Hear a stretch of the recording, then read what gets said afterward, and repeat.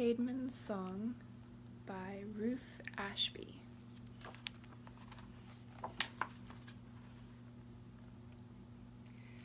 Many years ago in the north of England, there lived a cowherd named Caedmon.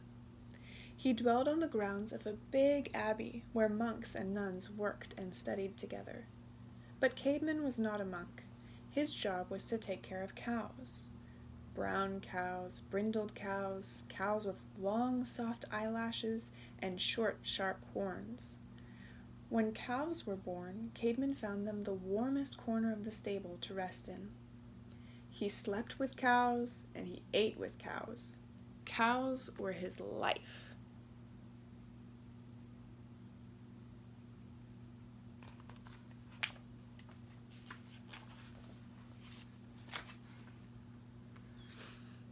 Now Caedmon was a very ordinary kind of man. He liked warm fires in the winter and cool drinks in the summer. The crow of the cock at dawn and the chime of church bells at twilight. Honeyed apples and smoked ham. Caedmon liked all the things his friends liked. Only one thing made him different. Caedmon hated poetry.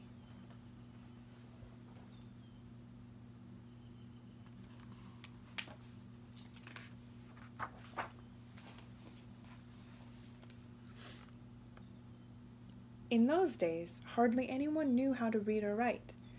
Caedmon couldn't read, and neither could Wilfred the baker, or Eadfrith the cooper, or Eadwener the swineherd. Frod the reeve scratched little X's in the dirt to count his sheep. Only the monks in the big abbey where Caedmon worked had books. They copied down the Gospels in beautiful flowing script and decorated the pages with golden serpents.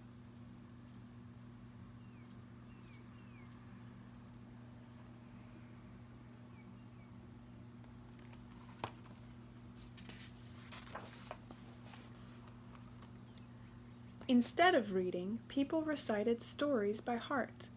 They sat around the hearth at night, telling of heroes and monsters, great battles fought and fortunes made and lost.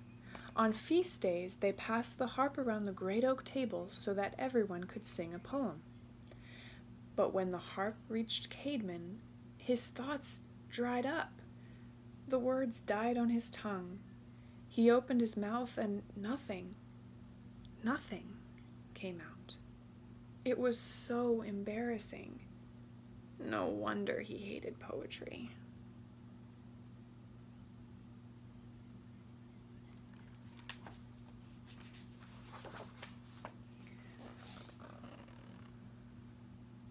One frosty St. Stephen's Eve, a feast was held in the great hall of the abbey.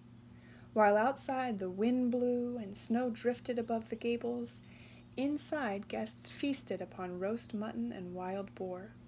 Hot spiced ale flowed freely, poured from great goblets of wood and silver.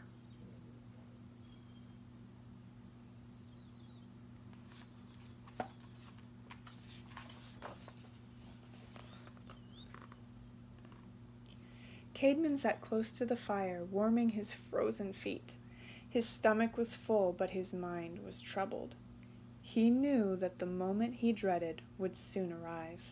The storytelling was about to begin. Thrum! The first note of the harp rang high and clear through the hall. "I sing of mighty days gone by," began Recca the minstrel, "of skilled, greatest of kings, most worthy of fame." A hush fell upon the room. Up and down the enormous oak table, revelers sighed in anticipation. Dogs crawled under the benches to chew their bones. Eostric the hawk flew down from the rafters to perch on his master's arm. From the great fire, smoke curled lazily up to the sky, and people dreamed.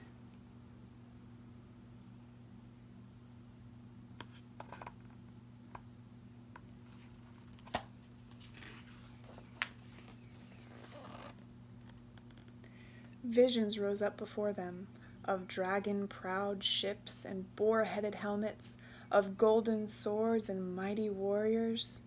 When the song ended, the harp changed hands. Now Eadfrith the cooper sang of sea monsters in the briny deep. Fraud the reeve sang of bloody battles and the hand of fate. Eadwener the swineherd sang of Beowulf, bravest of all heroes, bane of dragons.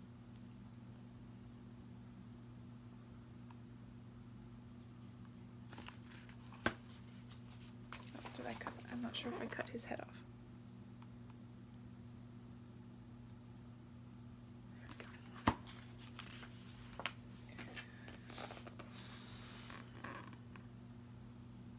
Finally, it was Caedmon's turn. The harp was his. "Caedmon, give us a tale!" shouted Wilfred the baker. Others raised their drinking horns in the air. "By Saint Stephen, we want a song!" they cried. Caedmon stood up and gazed round the hall. This time he would do it. He, too, would sing a song of great warriors and fearsome battles. 1,000 images flashed through his mind. Thrum, he plucked loudly at the harp.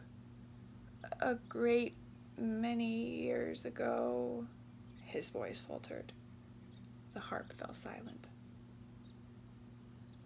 "Long ago and far away," he began again. It was no use. The words would not come. Caedmon thrust the harp at the next man and wrapped his cloak around him. Furious and ashamed, he stomped down the hall and pushed open the great ash doors. He had failed again.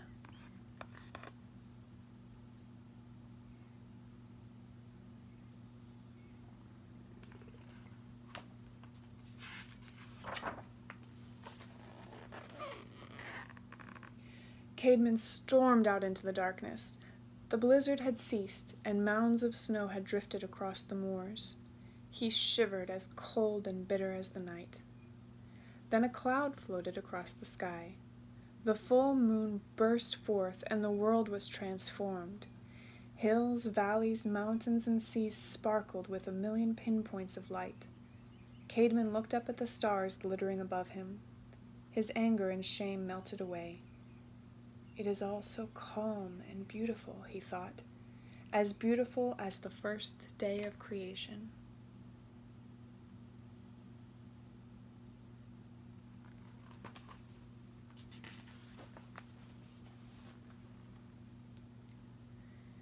He trudged back to the cowshed. Inside, the air was warm with the breath of cows. Caedmon made sure his animals were comfortable for the night. Then he crawled onto his sleeping mat and fell asleep. Caedmon dreamed, and in his dream a young man came into the cowshed and sat down. "Caedmon," the man called out. Caedmon opened his eyes. "Caedmon, why are you sleeping?" the man asked. "Tonight is the feast of Saint Stephen. It is time for celebration." "Oh, I left the feast early," Caedmon replied. "Ah, you left because you did not want to sing," the man said. Who was this man who seemed to know so much about him? "No, I left because I could not sing," Caedmon corrected him. "There is no poetry in me." "There is poetry in everyone," the man replied. "Now sing me a song." "But I have nothing to sing about." "Surely you do. Sing about the things you know." What did he know? Caedmon thought.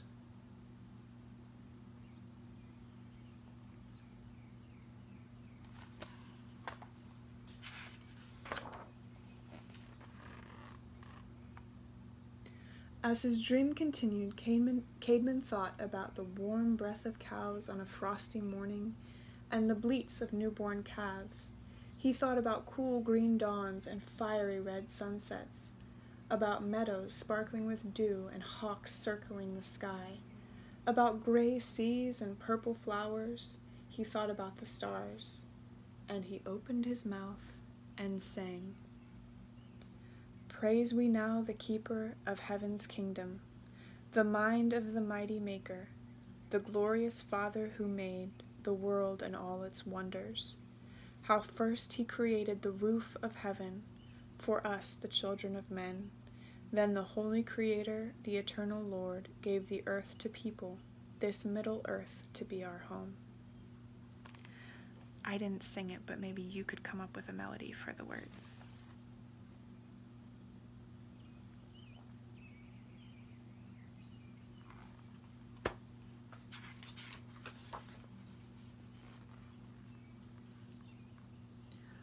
The next morning, when Caedmon awoke, he remembered his dream. Filled with joy and wonder, he sought out Frod the Reeve and told his friend what had happened. He recited his song. Frod was astounded. "Surely this is a miracle," Frod exclaimed. "We must tell the abbess. She will know what to do."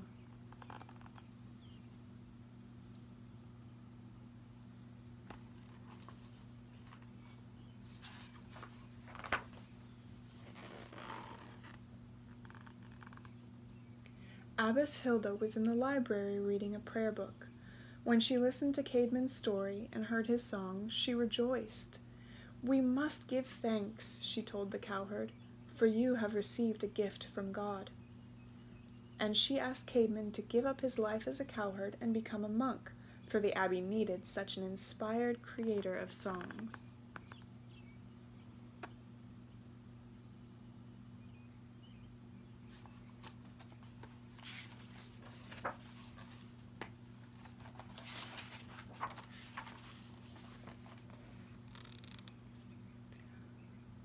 From that day forward, Caedmon was a poet. He moved into the monastery with all the other monks and told them stories. Caedmon sang of the creation of the world and the beginnings of the human race. He sang of Noah and the flood, and of Moses and the promised land. He sang of David, and he sang of Jesus. Soon Caedmon was known throughout the land. Children everywhere memorized his special song, his first hymn of praise. And on feast days, when people gathered around great oak tables, they no longer sang about bloody battles and dreadful monsters. They sang Caedmon songs and poems instead. Caedmon lived until his death in great comfort and happiness, and he visited his cows every day.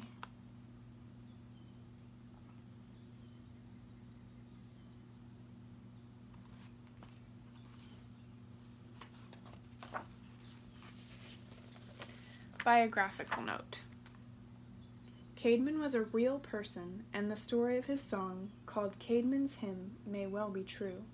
The tale comes to us from Bede, England's earliest historian. According to Bede, Caedmon worked as a cowherd at the monastery of Whitby in Yorkshire in about 660 AD. He hated reciting poetry in public, and one evening, when the storytelling began, Caedmon left the feast and went out to the cowshed. There he dreamed of a man who called him by name and told him to sing. Caedmon replied that he could not sing, but when the man asked that he sing of the beginning of creation, Caedmon opened his mouth and the words came. Though Caedmon went on to compose many religious songs, most of them were lost. Only one poem is known to us today. Caedmon's Hymn is the earliest known poem to be written down in the English language. For this reason, Caedmon is called the first English poet. You wouldn't be able to understand the English that Caedmon spoke. His English was actually Old English, and it included many words we no longer use. This part I'll zoom in because it gives you the Old English.